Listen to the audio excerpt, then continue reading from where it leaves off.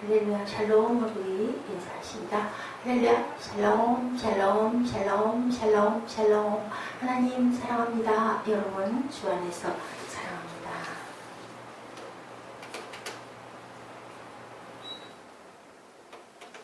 오늘 에스더서 2장 1절에서 11절까지 우리 함께 읽어봤는데 이제 드디어 본론이 나오죠. 2장에서야 에스더가 왕후가 됐다라고 표기되어 있습니다.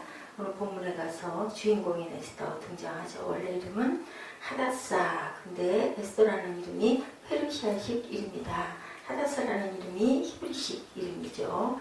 이름에 어울리는 여인. 그녀는 믿음은 결코 다니엘의 절개에 있는 믿음과는 거리가 먼 믿음이었다. 다니엘은 뜻을 정하여 우상에게 바쳐진 음식을 먹지 않고자 노력했는데 에스더는 어떻게 했어요? 그 이방인과 결혼하고 그 궁으로 무서운 부궁으로 아예 본인이 뛰어들어가죠. 이런 차이가 있다는 거죠. 처음에 궁녀로 들어가고 누구로 인하여서 모르게 삼천벌이죠. 일찍 부모님 돌아가시고 삼천벌에게 잘 길러지고 그리고 순종합니다. 왜냐하면 네가 그 히브리인이라는 것을 얘기하지 말아라 했을 때 얘기하지 않았기 때문에 왕비가 될 수 있었지, 얘기했으면 아마 왕비가 되지 못했을 거예요. 그래서 우리가 그 부분을 보더라도 부모를 공경하여 받는 복, 출애굽기 20장 12절입니다. 내 부모를 공경하라. 그리하면 내 하나님 야훼가 내게 준 땅에서 내 생명이 길리라. 잘 살 거라는 거죠. 생명이 길다라는 건 오래 산다는 게 아니라 복을 받고 잘 살 거다. 에베소서 6장 1절에서 3절을 우리가 너무 잘 아시는 내 아버지 어머니를 공경하라. 이것은 약속이 있는 첫 계명이니로서 내가 잘되고 땅에서 장수하리라. 룻기에 또 어때요? 시모를 그렇게 아주 열심히 공경해서 룻이 아주 귀하게 은혜를 받는 부분이 나오죠.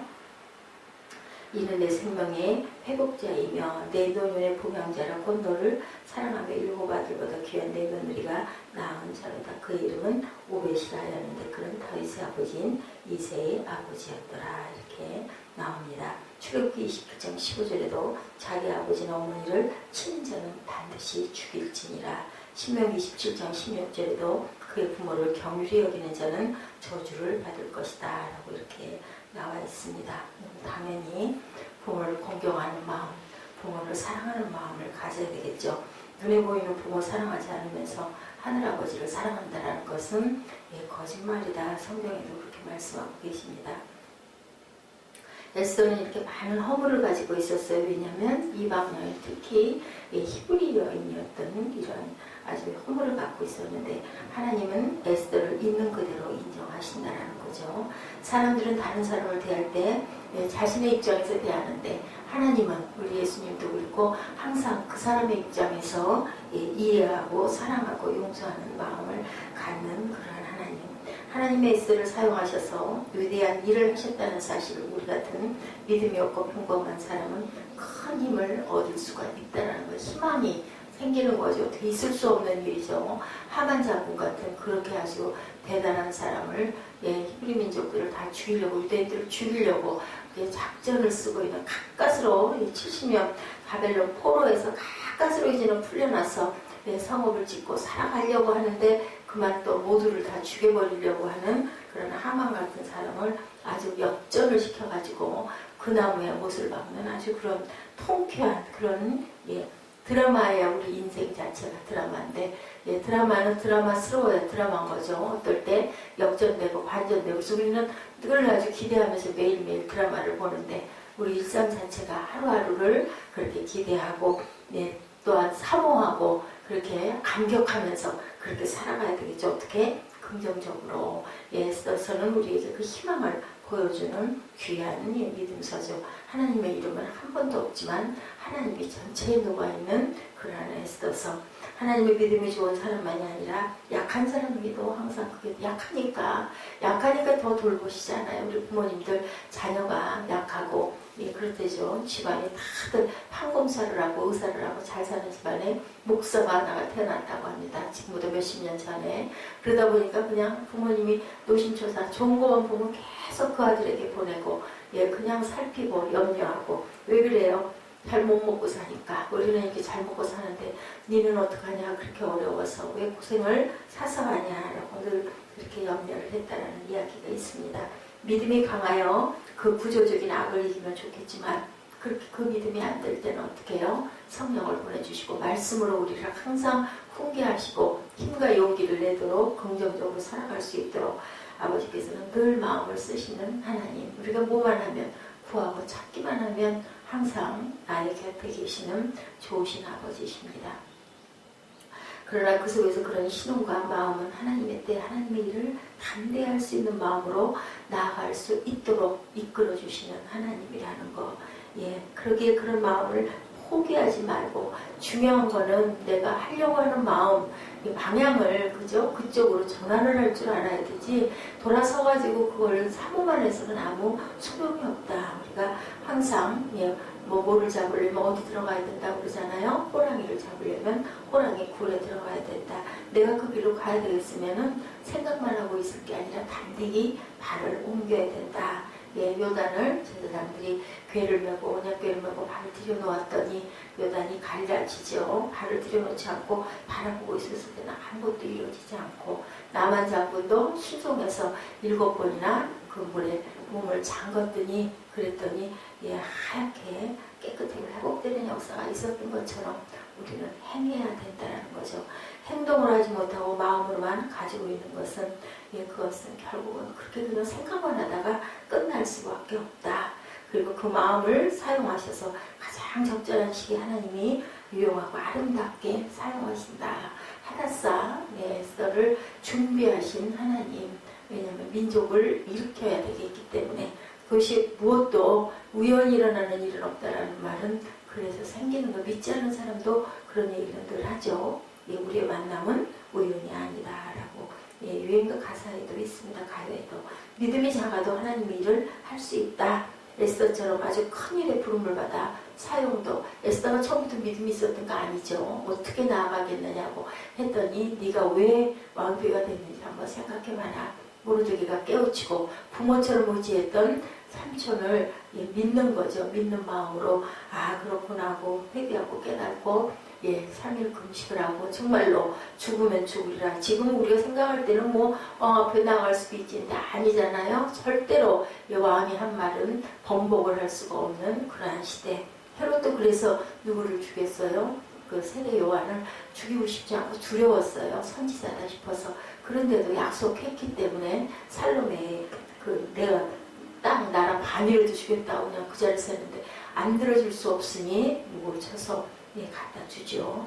에스더를 통해 이스라엘을 구원하시는 일을 준비하시는 하나님을 우리가 본다.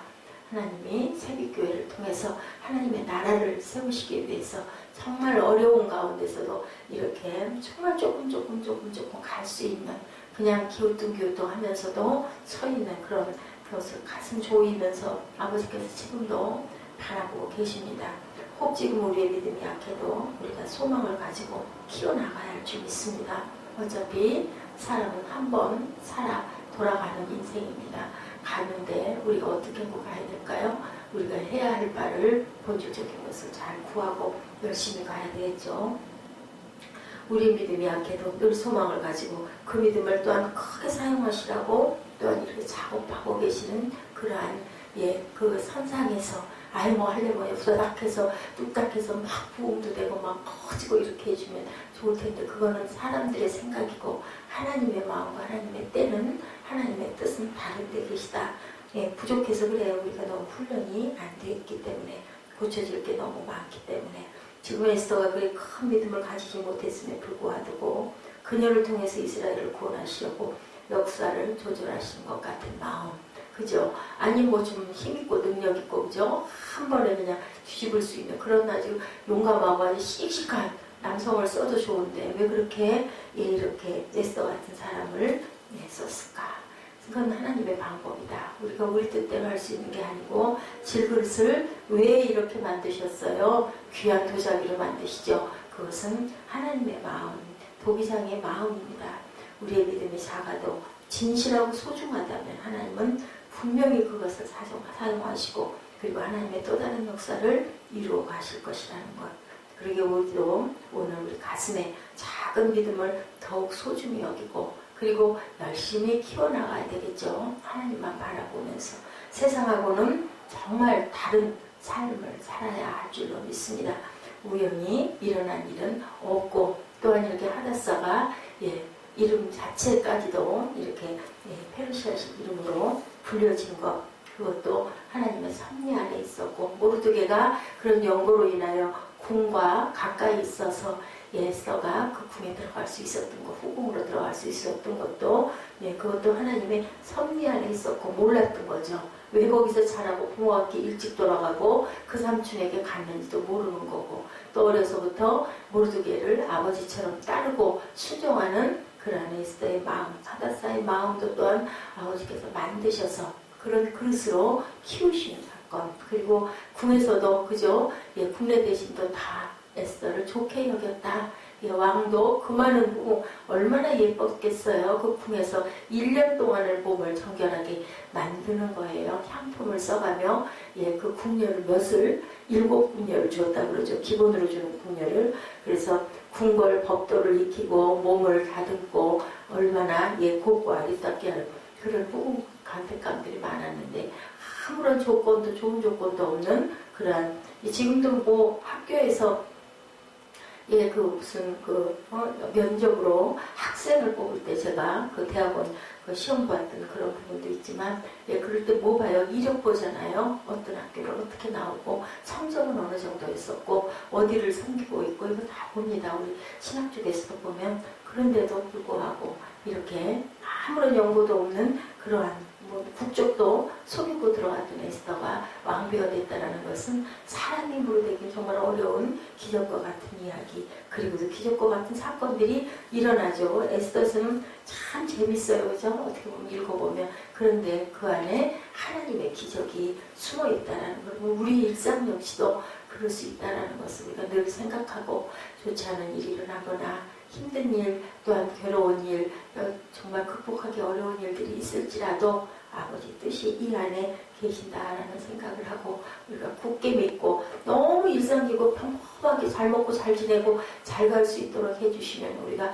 그만한 힘과 그만한 용기를 더 낼 수가 없어요. 그냥 안일하게 그냥 사는 거죠. 하루하루. 그것이 우리의 삶은 아니어야 되겠다 했었을 다시 한번 우리 잘 아는 말씀이지만 또 한번 이렇게 흘러가면서 다시 깨닫고 느끼고 초심을 돌이키는 저와 여러분 되시기를 주의 이름으로 축복합니다. 기도하시겠습니다.